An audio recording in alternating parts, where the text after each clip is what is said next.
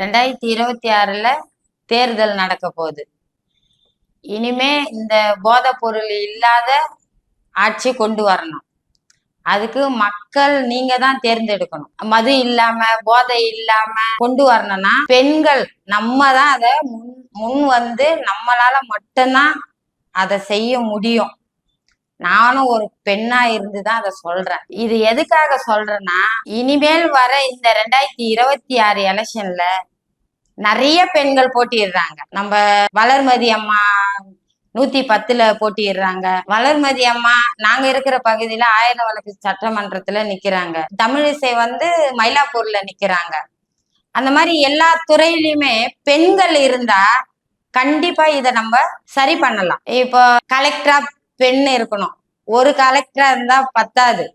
இப்ப எப்படி முதல்வர் துணை முதல்வர் அந்த மாதிரி இருக்கிறாங்களோ அதே மாதிரி கலெக்டருக்கும் ஒரு 3 பேர் கொடுக்கணும். கலெக்டரு துணை கலெக்டரு அப்படி சொல்லி எதனா அவங்களுக்கு சப்போர்ட்டிவா 3 பேர் பெண்கள் கொடுக்கணும்.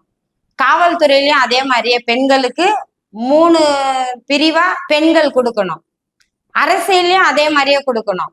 பெண்களுக்கு முக்கியத்துவம் கொடுத்து பெண்களே வந்தா மட்டும்தான் இத கண்டிப்பா இல்லாம பண்ணலாம். ஃபுல்லா எடுக்க முடியலன்னா கூட அத ஒரு கட்டுப்பாடுக்காவது கொண்டு வர முடியும் பெண்களால. இப்போ விஞ்ஞானத்திலயும் பெண்கள் இருக்காங்க, எல்லா துறையிலுமே பெண்கள் இருக்காங்க. அதனால நம்ம பெண்களால மட்டும்தான் இந்த சமுதாயத்தை நல்ல சீர்திருத்தமா கொண்டு வர முடியும்னா பெண்களால மட்டும்தான் அது முடியும். இந்த 5 வருஷமா டாஸ்மார்க்கை எடுக்கிறேன், போதை பொருளை ஒழிக்கிறேன், இதெல்லாம் பேச்சு நடந்துக்கிட்டு தான் இருந்தது. இப்போ வரைக்கும் அது யாருமே அதை சரி பண்ணல. அங்கங்க குடிச்சிட்டு ரோட்ல கீழே விழுந்து கிடக்குறாங்க. பசங்க அங்கங்க சண்டை போடுறாங்க. இப்ப நைட்ல நிம்மதியா கூட நடந்து போக முடியல. ஒரு பயத்தோடவே வாழற மாதிரி இருக்குது. இப்போ இந்த உலகத்துல ஒரு பயத்தை பெண்கள் பாத்தீங்கன்னாலுமே ஒரு பயத்துல வாழற மாதிரியே இருக்கு. சுதந்திரமா இருக்கிற தமிழ்நாடாவே இல்லை. ஒரு பயத்திலேயே போற மாதிரி இருக்கு.